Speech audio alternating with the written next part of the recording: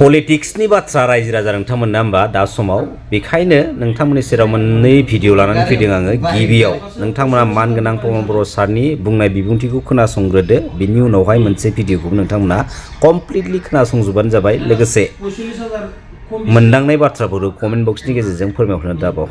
गोजोन्थों। দিনীয়া আমাৰ এছেম্বলি ইয়াত আমি অনুষ্ঠিত কৰিছোঁ আৰু ইয়াত কিছুমান বিষয়ৰ ওপৰত আলোচনা কৰাৰ লগতে দুটা বিল আমি আনিব বিচাৰিছোঁ। এটাটো হ'ল ভূমিৰ লগত ৰিলেটেড এটা বিল, যিটো নেকি আগতে এপিলেট এথৰিটিটো খুব বুলি ভালকৈ ডিষ্টিংক্ট নাছিলে, সেইটোৰ কাৰণে এটা ভূমিৰ আইন এটা আমি কৰিবলৈ গৈ আছোঁ।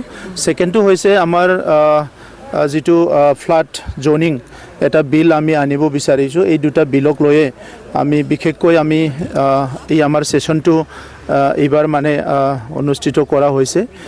মই আমাৰ গভৰ্ণৰ ডাঙৰীয়াক ধন্যবাদ জনাইছোঁ যে আমাৰ এই দুটা বিল আনাৰ কাৰণে তেখেতে অনুমতি দিছে, আৰু এই দুটা বিল পাছ হৈ যোৱাৰ পিছত আমাৰ ভূমিৰ ক্ষেত্ৰত যিটো নেকি হায়েষ্ট অথৰিটিৰ এটা কুৱেশ্যন আছিলে সেইটো শেষ হৈ যাব। বিটিআৰ চৰকাৰ আমি 2020ত চৰকাৰ গঠন কৰাৰ পিছত স্বাধীনতাৰ 70 বছৰৰ এই সময়ত কিমান আমাৰ ৰাইজে কি প্ৰব্লেমত ভুগি আছে এইবিলাক আমি চোৱা চিতা কৰি আছিলোঁ, আৰু ইয়াৰ ভিতৰত ভূমিটো one of the major issue আছিলে। গতিকে ভূমিৰ সমস্যাটো সমাধান কৰিবৰ কাৰণে আমি বহুতখিনি কাম আগবঢ়াইছোঁ। ইতিমধ্যে 2,59,000 পৰিয়ালৰ ভূমিৰ সমস্যা সমাধান কৰা হৈ গ'ল। আজি আমাৰ যিটো ৰেভিনিউ EM ডাঙৰীয়াই আজি সদনত জনাইছে। চ' সেইকাৰণে ভূমিৰ আমাৰ সমস্যা আমি আশা ৰাখিছোঁ যে অনাগত দিনত আমি প্ৰায় 80%ৰ পৰা 90% আমাৰ চৰকাৰ যিহেতু 1 বছৰ আছে, আমি সমস্যাখিনি সমাধান কৰিব পাৰিম বুলি আশা ৰাখিছোঁ। 8খন ষ্টাৰ্ট কুৱেশ্যন আৰু 3খন আনষ্টাৰ্ট কুৱেশ্যন আৰু দুটা বিল আজি ইন্ট্ৰডিউচ হ'ল। আজি যিটো আমাৰ 8টা যিটো কুৱেশ্যন আছিল, ইয়াৰ ভিতৰত আছিলে আমাৰ বৰ্তমানৰ যিটো বিটিআৰৰ যিটো ডেভেলপমেণ্ট, এডুকেশ্যন ডেভেলপমেণ্ট বা বিভিন্ন অনুষ্ঠান প্ৰতিষ্ঠান বনোৱাৰ ওপৰত এটা প্ৰশ্ন আছিল।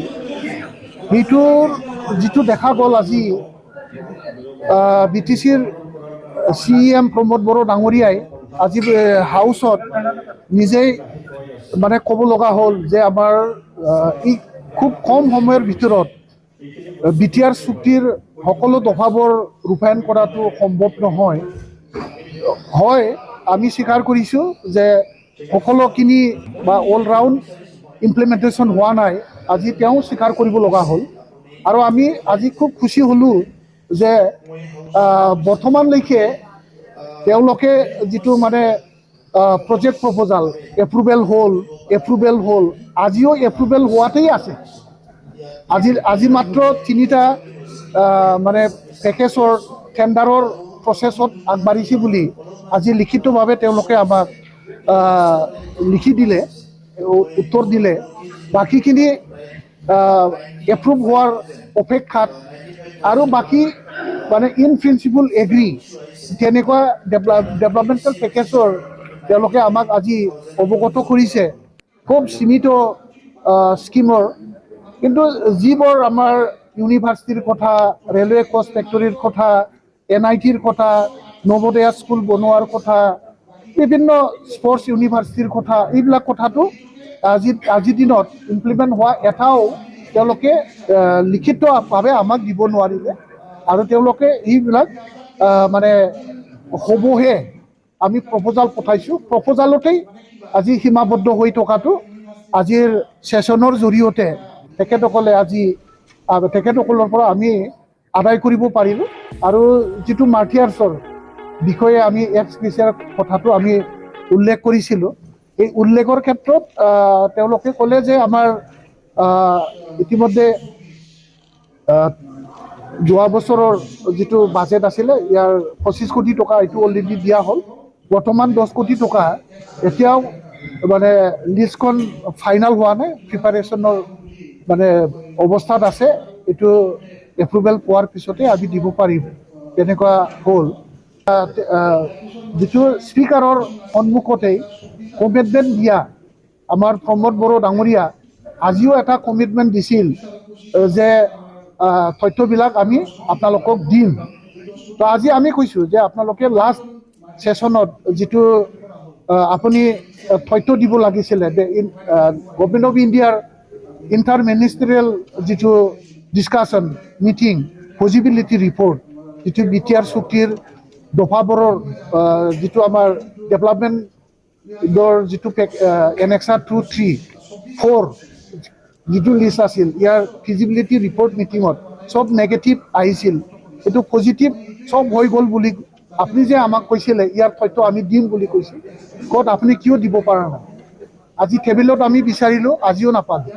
আৰু লাষ্ট যিটো আমাৰ দুজন এক্স MDA যাৰ বাৰীত মানে গুলীত মৰিব লগা হ'ল, ইয়াৰ যিটো এক্স গ্ৰেচিয়া ফৰেষ্ট ডিপাৰ্টমেণ্টে দিয়া বুলি তেওঁলোকে আমাক অৱগত কৰিছিল আৰু তেওঁলোকে স্পীকাৰৰ সন্মুখত তেওঁলোকে কমিটমেণ্ট ৰাখিছে ইয়াৰ তথ্য যে আমি যে এক্স গ্ৰেচিয়া দিছোঁ ফৰেষ্ট ডিপাৰ্টমেণ্ট ফালৰ পৰা দিম, এই কথাটো তেওঁলোকে দিব বুলি কৈছিলে, সেইটোও দিয়া নাই। আজি সেইটোও আমি স্পীকাৰৰ জৰিয়তে এইটো আদায় কৰিলোঁ আৰু স্পীকাৰেও আজি কমিটমেণ্ট ৰাখিব লগা হ'ল যে আমি এই তথ্যবোৰ যদি আছে আমি দিম, আৰু যদি তথ্যটো আছে তেতিয়াহ'লে মোক জমা দিব লাগে বুলি আজি হাউচত চিফ মহোদয়ে আজি কমিটমেণ্ট দিব লগা হ'ল। আৰু যিটো হাউচত আমাৰ যিবোৰ কুৱেশ্যন আজি লেণ্ড ৰেভিনিউ ডিপাৰ্টমেণ্টত যেনেকুৱা 2.5 লাখ মানুহক যে লেণ্ড পাট্টা দিয়া হ'ল বুলি আমাৰ MCLA প্ৰেছ মুছাহাৰী ডাঙৰীয়াৰ এটা প্ৰশ্ন আছিল, এই প্ৰশ্নৰ উত্তৰত তেওঁলোকে কিন্তু লিষ্টখন দিব পৰা নাই। যিসকলে বেনিফিচিয়াৰী, যিসকলক মাটি পট্টা দিয়া হ'ল, ইয়াৰ লিষ্টখন তেখেতসকলৰ হাতত নাই আৰু তেওঁলোকে দিব নোৱাৰিলে কাৰ মানে এই যে 2.5 লাখ মানুহক যে তেওঁলোকে লেণ্ড পাট্টা দিলে, এই লেণ্ড পাট্টা পোৱা মানুহবিলাকৰ লিষ্টখন তেখেতে বিচাৰিছিল যদিও তেওঁলোকে হাউচত আজি দিব নোৱাৰিলে।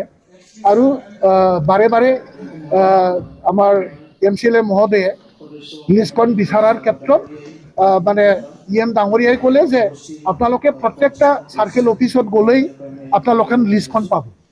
আমি বুজিব পাৰিছোঁ তেওঁলোকৰ যিটো মানে 2.5 লাখ মানে ভূমি পট্টা দিয়াৰ যিটো কাৰ্যসূচী, এইটো নিশ্চয় কিবা এটা খেলি মেলি আছে, যাৰ কাৰণে তেওঁলোকে লিষ্ট বিচাৰিলেও তেওঁলোকে এছেম্বলিৰ ভিতৰত দিব পৰা নাই।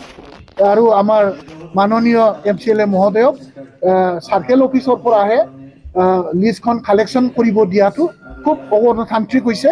সেইটোত আমি গভীৰভাৱে মানে দুখ প্ৰকাশ কৰিছোঁ। যিটো পবিত্ৰ সদন, এই সদনত পবিত্ৰতা কাগজ বিচাৰা তেওঁলোকে দিব নোৱাৰাটো এটা গণতন্ত্ৰৰ এটা হেমাহি বুলি আমি ধৰিছোঁ।